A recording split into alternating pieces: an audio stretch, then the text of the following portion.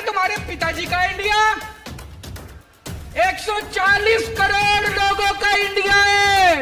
India हमारे दिल में बसता है, भारत हमारे दिल में बसता है, हिंदुस्तान हमारे दिल में बसता है। अरे किस किस के दिल से निकालोगे तुम इंडिया? जिस वक्त उनकी शहादत की खबर आ रही थी, जिस वक्त वो आतंकवादियों के साथ मुठभेड़ कर रहे थे, उस वक्त दिल्ली में भारतीय जनता पार्टी के हेडक्वार्टर के अंदर जश्न मनाया जा रहा था। आज 4 दिन हो गए इस बात को।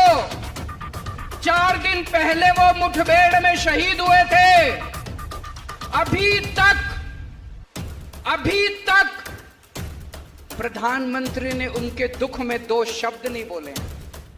देश के प्रधानमंत्री, देश के रक्षा मंत्री, देश के गृह मंत्री, तीनों वहां पे बीजेपी हेडक्वार्टर में मौजूद थे और जश्न मना रहे थे। जम्मू कश्मीर के अनंतनाग में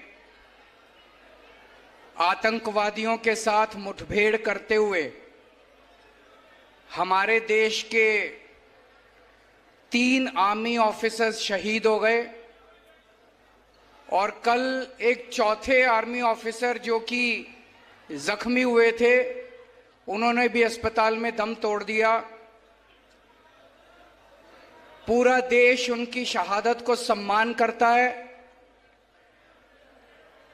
उनकी आत्मा को शांति मिले, भगवान उन्हें अपने चरणों में स्थान दे, इसके लिए मेरी आपसे गुजारिश है कि 2 मिनट खड़े होकर उनकी आत्मा की शांति के लिए हम सब लोग मौन रखेंगे।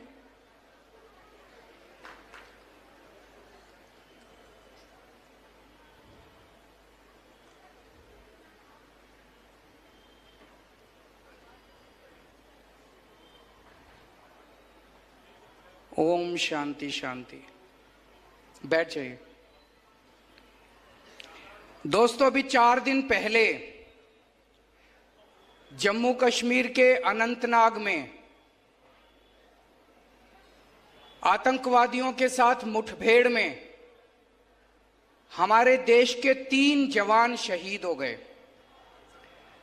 कर्नल मनप्रीत सिंह पंजाब के रहने वाले थे, मेजर आशीष ढोंचक हरियाणा के रहने वाले थे, हुमायूं भट्ट जम्मू कश्मीर पुलिस में डीएसपी थे, 2 महीने की बेटी को पीछे छोड़ के गए हैं, और एक चौथे ऑफिसर जो कल शहीद हो गए। पूरा देश उनको सम्मान करता है, पूरा देश उनकी शहादत के ऊपर बहुत दुखी है। लेकिन दोस्तों, ज्यादा बड़ा दुख इस बात का है कि जिस वक्त उनकी शहादत की खबर आ रही थी, जिस वक्त वो आतंकवादियों के साथ मुठभेड़ कर रहे थे, मुठभेड़ करते हुए जिस वक्त वो शहीद हुए और शहादत की खबर पूरे देश में फैली,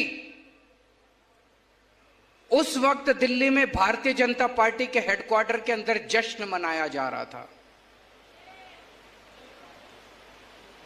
हम ये मान सकते हैं कि जब बीजेपी वालों ने जश्न मनाना शुरू किया होगा तब तक खबर नहीं मिली होगी, लेकिन जिस वक्त वो जश्न मना रहे थे तब तक पूरे देश में खबर फैल चुकी थी। देश के प्रधानमंत्री, देश के रक्षा मंत्री, देश के गृह मंत्री, तीनों वहां पे बीजेपी हेडक्वार्टर में मौजूद थे और जश्न मना रहे थे। टीवी पे चल रहा था कि वहां पे हमारे 3 आर्मी ऑफिसर्स शहीद हो गए। क्या जश्न को रोका नहीं जाना चाहिए था? जश्न को बीच में रोकना नहीं चाहिए था? क्या जश्न मनाना सही था? पूरे देश को बड़ा दुख हुआ।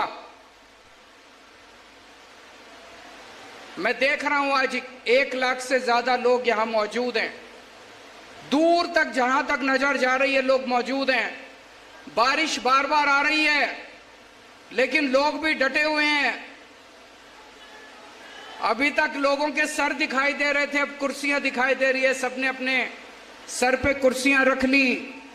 आपको मैं नमन करता हूं, आपका शुक्रिया अदा करता हूं दिल से कि आप लोग यहां डटे हुए हैं। और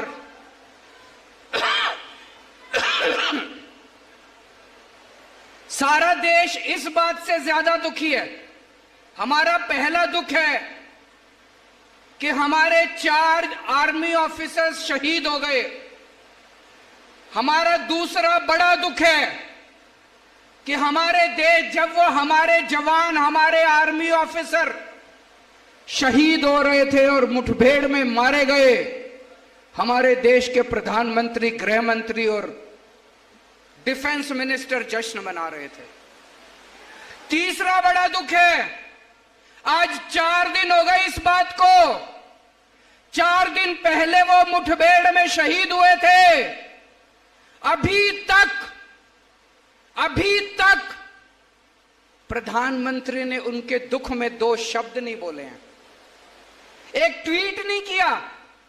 हर चीज पे ट्वीट करने वाले प्रधानमंत्री, हर चीज पे ट्वीट करने वाले गृह मंत्री। हमारे देश के 3 जवान शहीद हो गए आतंकवादियों से मुठभेड़ करते करते। क्या मजबूरी है? आपके मुंह से जबान क्यों नहीं निकल रही है? आपको क्या दुख नहीं होता? इनको देश से कोई लेना देना नहीं है। अभी थोड़े दिन पहले सारी देश की 28 विपक्षी पार्टियों ने मिलकर एक गठबंधन बनाया। सुना आप लोगों ने? एक गठबंधन बनाया देश की 28 पार्टियों ने मिलकर। उसका नाम रखा इंडिया। 28 पार्टियों ने मिलकर गठबंधन बनाया, उसका नाम रखा इंडिया। इन लोगों को इतनी चिढ़ मची, ये बीजेपी वाले इतने बौखला गए, बोले हम भारत का नाम बदलेंगे, अब इंडिया नहीं बोलेंगे। अरे तुम्हारे पिताजी का इंडिया, 140 करोड़ लोगों का इंडिया है। 140 करोड़ लोगों का इंडिया, तुम्हारे पिताजी का इंडिया नहीं है। इंडिया हमारे दिल में बसता है।